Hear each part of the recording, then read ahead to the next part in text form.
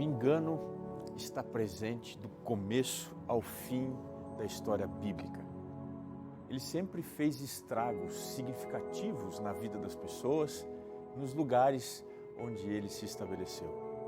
Mas de acordo com a profecia bíblica, no final dos tempos, ele seria ainda mais sofisticado e com poder maior de destruição. Como é que isso vai acontecer? Como a mentira e o engano irão se apresentar para as pessoas no fim da história? No programa Está Escrito de hoje, nós vamos estudar como o trabalho do Espírito Santo será falsificado nos últimos dias. O programa Está Escrito, começa agora. Eis que vem dias, diz o Senhor Jeová, em que enviarei fome sobre a terra, não fome de pão, nem sede de água, mas de ouvir a palavra do Senhor. Jesus respondeu, está escrito, nem só de pão viverá o homem, mas de toda palavra que sai da boca de Deus. Está escrito, apresentado por Robson Menezes.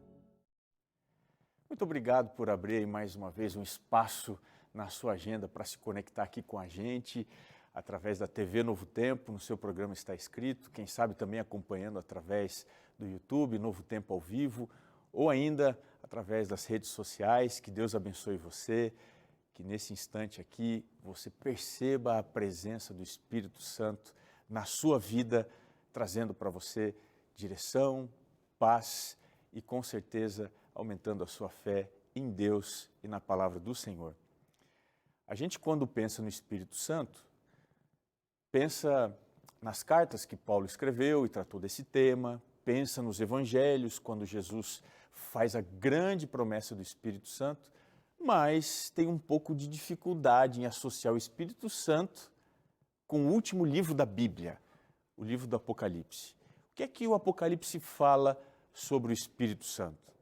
Quero te desafiar agora a ficar comigo até o final, porque o programa de hoje, ele é assim bastante instigante. Você, ao estudar a Bíblia, vai perceber que existe uma advertência importante que não pode ser desconsiderada. Está com a Bíblia na mão?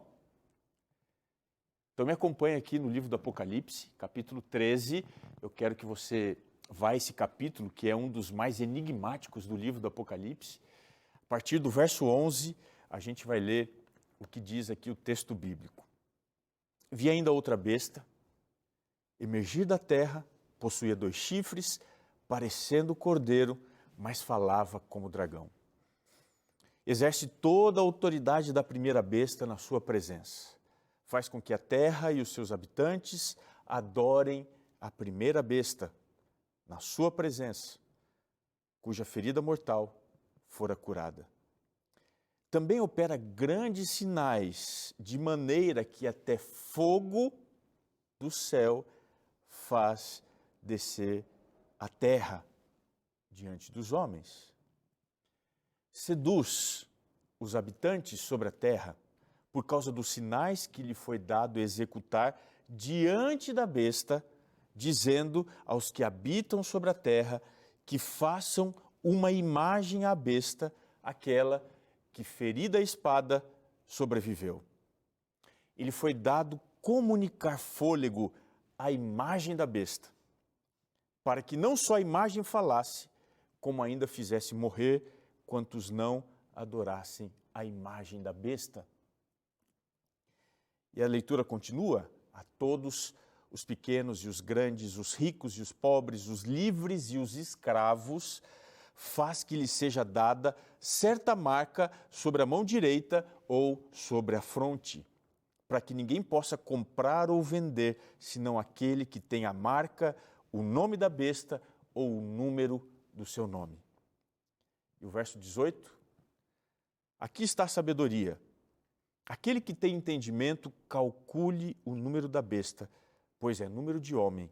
Ora, esse número é 666. Provavelmente, dentro do livro do Apocalipse, esse seja o capítulo que traga assim maior suspense na sua interpretação. O livro do Apocalipse é um livro simbólico, Nós não estamos falando aqui de coisas literais, mas de acontecimentos que são descritos através desses símbolos e que de fato vão acontecer em algum momento da história. E sobre o que exatamente esses símbolos apontam. Nós vamos agora estudar em detalhes isso. Mas antes, deixa eu contar para você uma história. Um pastor aqui da cidade do interior do estado de São Paulo, de Paulínia, no dia 12 de maio de 2002, com mais 7 outras pessoas e os pais de uma criança, uma menina de 2 anos que tinha morrido, tinha sido atropelada. Essas pessoas entraram e invadiram à noite um cemitério na cidade. A intenção do pastor era ressuscitar a menina que já estava enterrada há 4 dias. Ele queria fazer o que Jesus fez com Lázaro.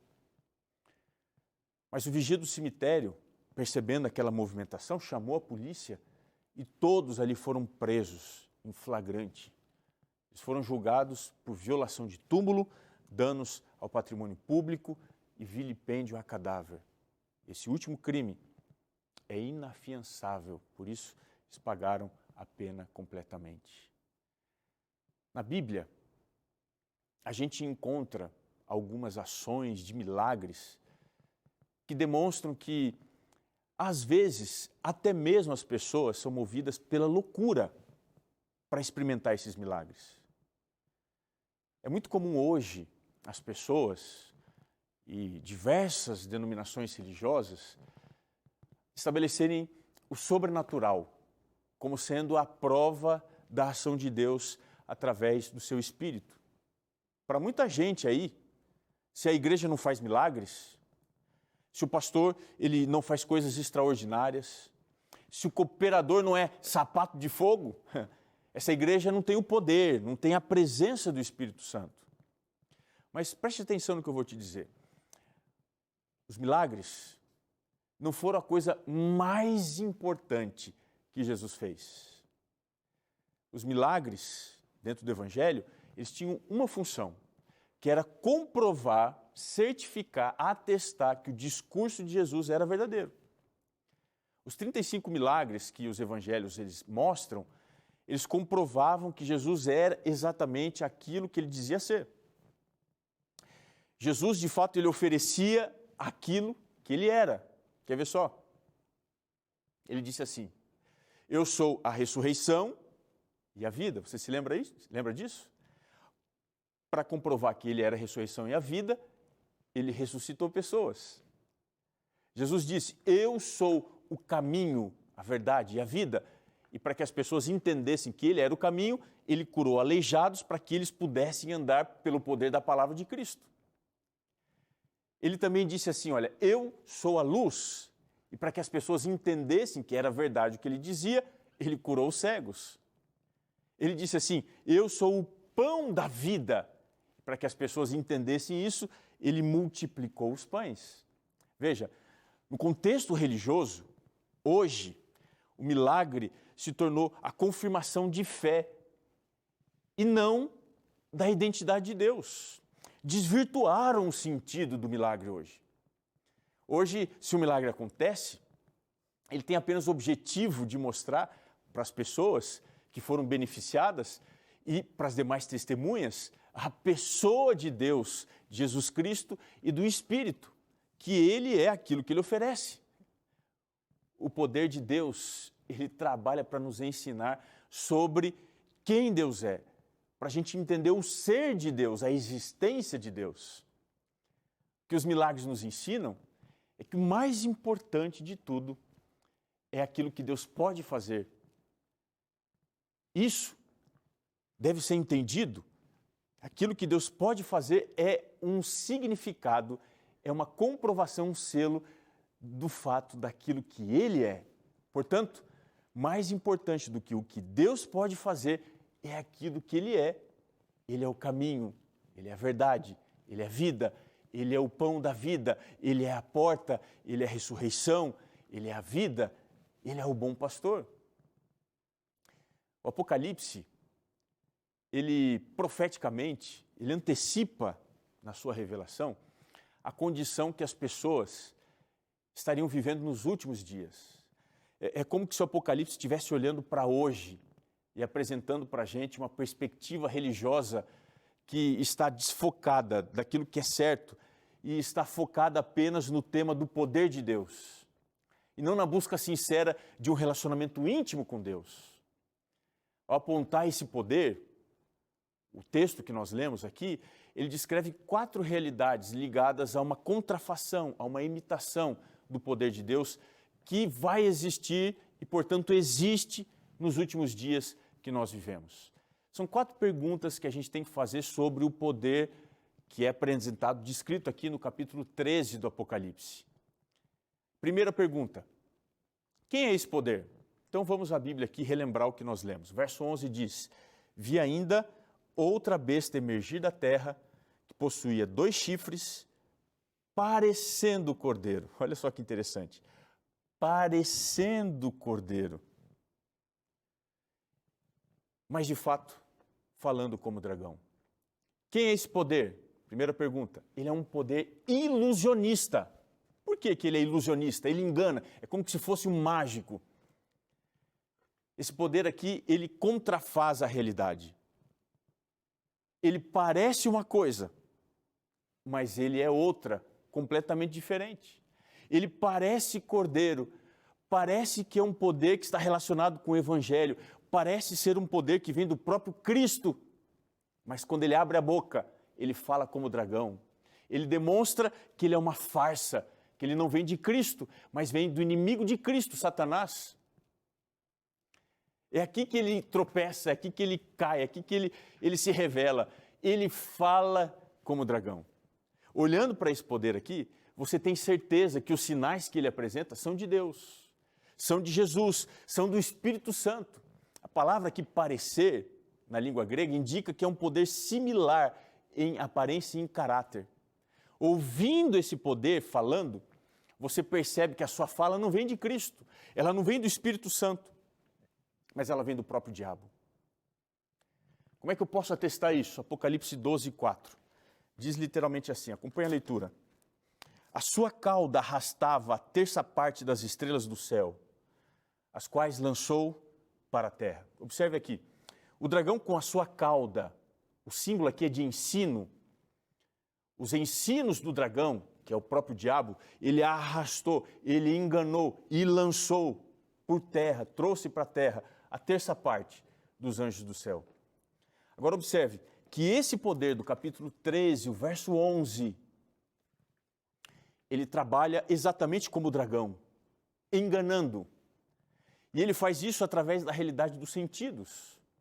É aquilo que eu posso pegar, aquilo que eu posso ver. Isso é mais importante no contexto do Apocalipse do que aquilo que eu posso ouvir e compreender, especialmente da palavra de Deus. Esse poder aqui, ele tem grande capacidade para enganar aqueles que só acreditam no que vem. Você se lembra de um discípulo que era assim? O Tomé. É por isso que esse poder, ele parece cordeiro, mas ele fala como dragão. Segunda pergunta. O que esse poder faz? Você se lembra que nós lemos, capítulo 13, verso 12, que esse poder exerce toda a autoridade da primeira besta na sua presença? E ele faz com que a terra e os seus habitantes adorem a primeira besta, cuja ferida mortal tinha sido curada. Então vamos entender, o que ele faz? Primeira coisa, esse poder exerce autoridade. Veja, a autoridade que ele tem não é dele, mas é da primeira besta. E quem é que tem, e de quem vem a autoridade da primeira besta?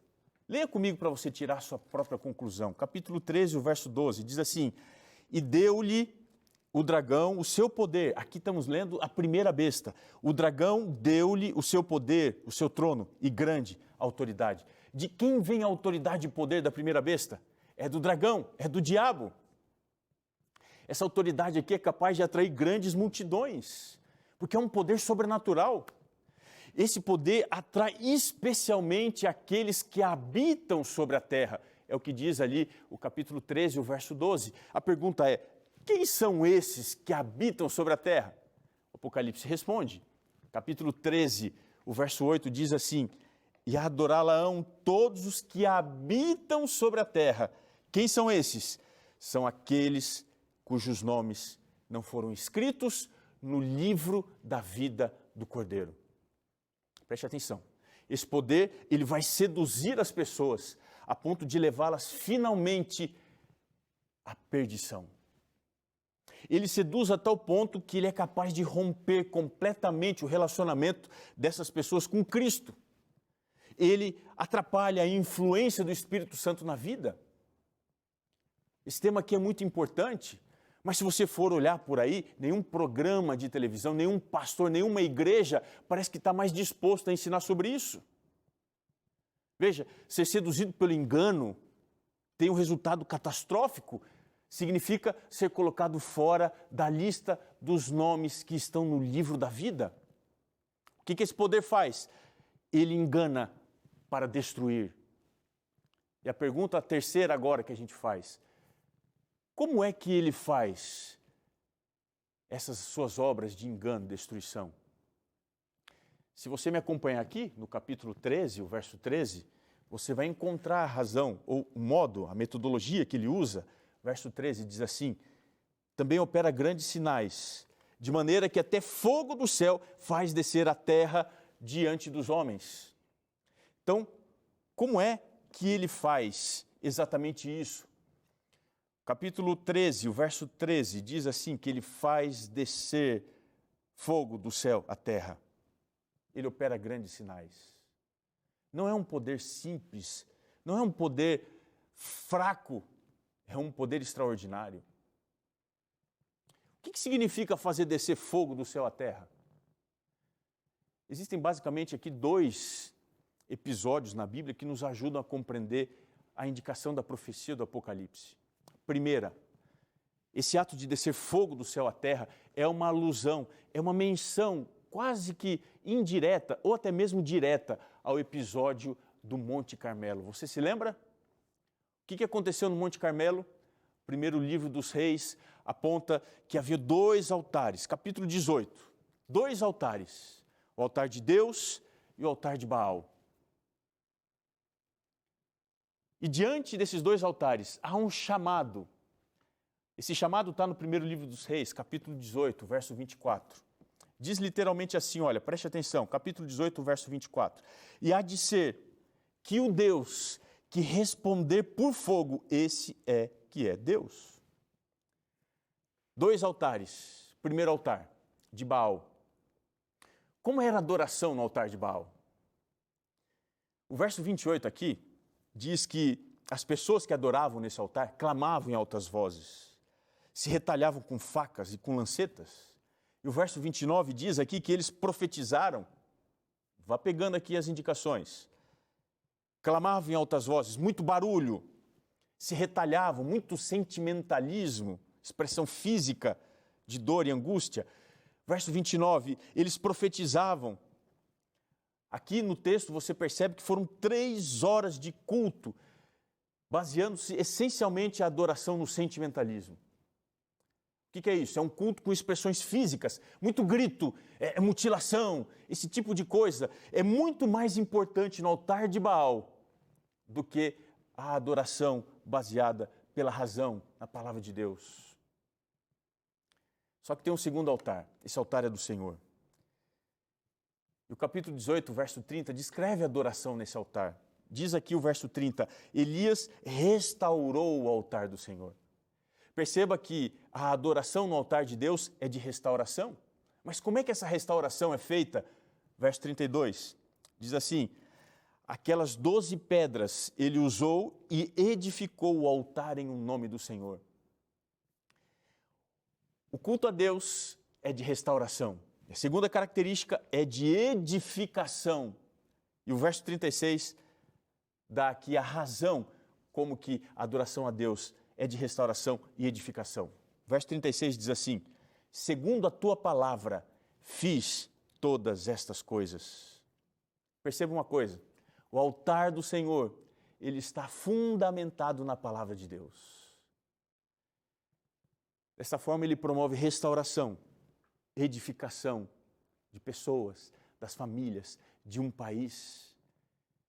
O altar de Deus não tem nada a ver com sentimentalismo, gritaria, êxtase, em nome do Espírito de Deus. Você está entendendo o que eu estou falando?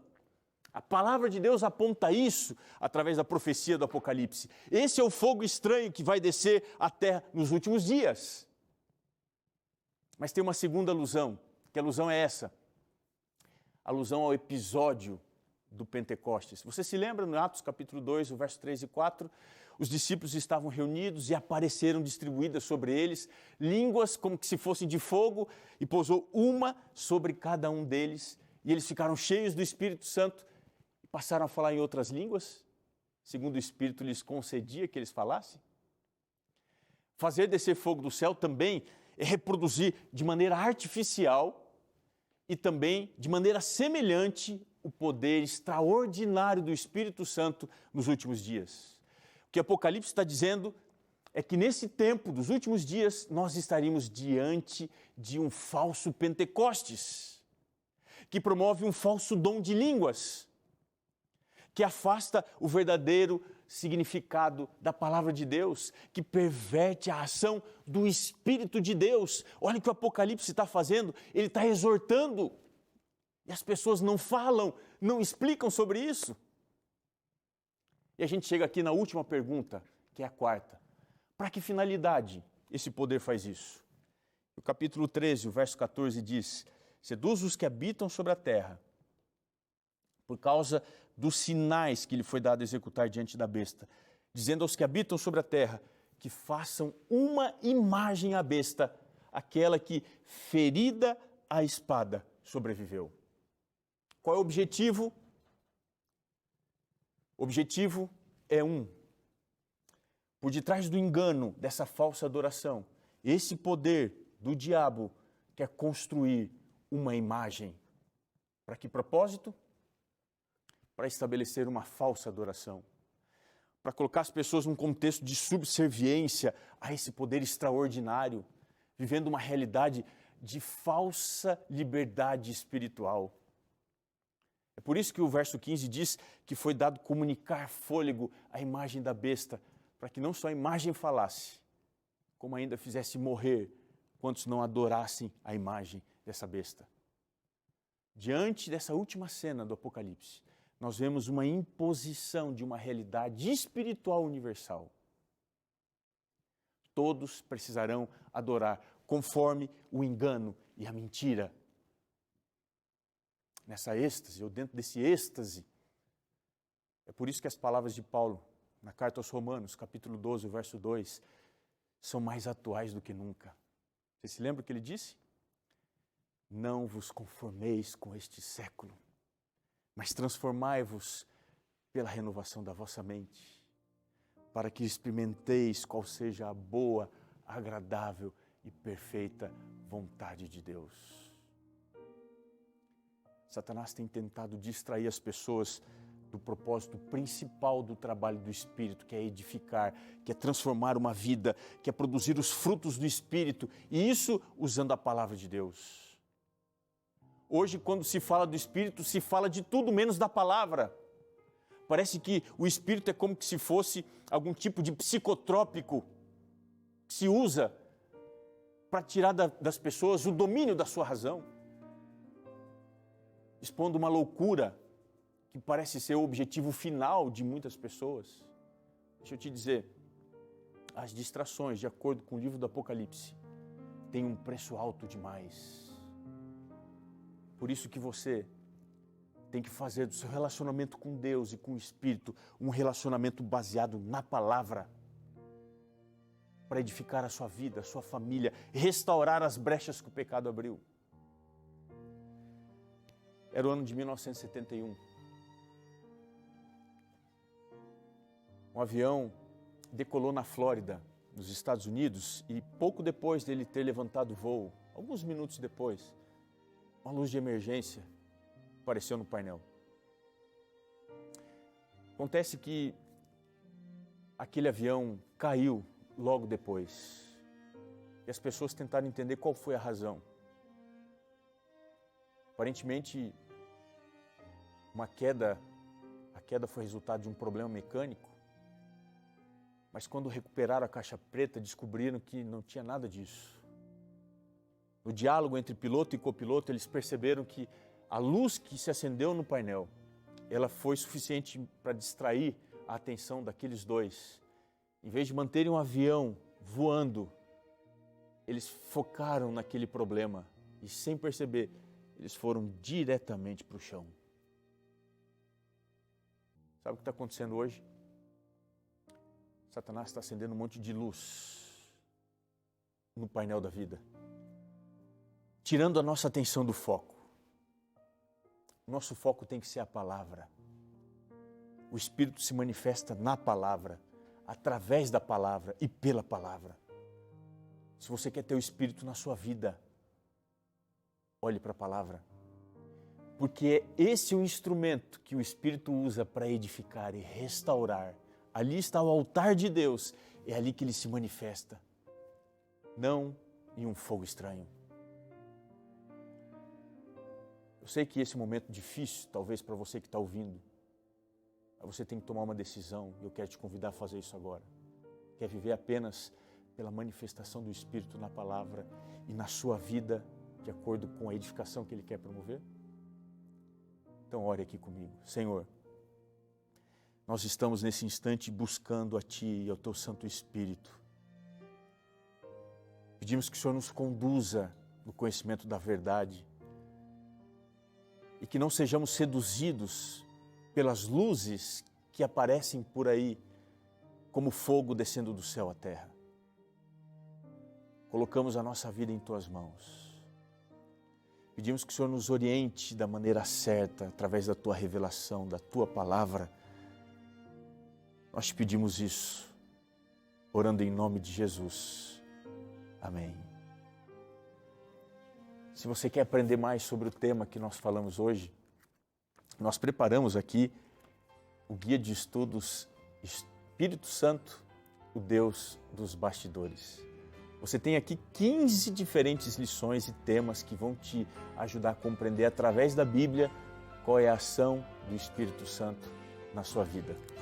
Então faz o seguinte, você ainda não tem? É só entrar em contato com a gente no WhatsApp 12 98244 4449. Você vai clicar no link, vai preencher as informações, vai apontar o melhor endereço. Nós vamos enviar para você sem custo algum. Essa é uma boa notícia, porque nós temos aqui a grande parceria com os Anjos da Esperança, que através das suas doações sustentam o Ministério de Pregação da TV Novo Tempo, da rádio, da web e especialmente da Escola Bíblica, que produz isso e envia sem custo algum para a casa de muitas pessoas. Se você ainda não é um anjo, ligue agora para a gente no telefone 12 21 27 30 30 e também seja um anjo da esperança para abençoar muitas e muitas pessoas. Nosso programa está chegando aqui ao final. Quero agradecer a sua audiência, a sua companhia, mas eu também tenho que encerrar lembrando que está escrito: nem só de pão viverá o homem, mas de toda a palavra que procede da boca de Deus. Graça e paz para você, meu querido irmão, e que assim você permaneça ao lado de Jesus, vivendo pela palavra e pelo poder da palavra. Nós nos encontramos aqui de novo na sua TV Novo Tempo, canal da Esperança, no seu programa Está Escrito. Até lá.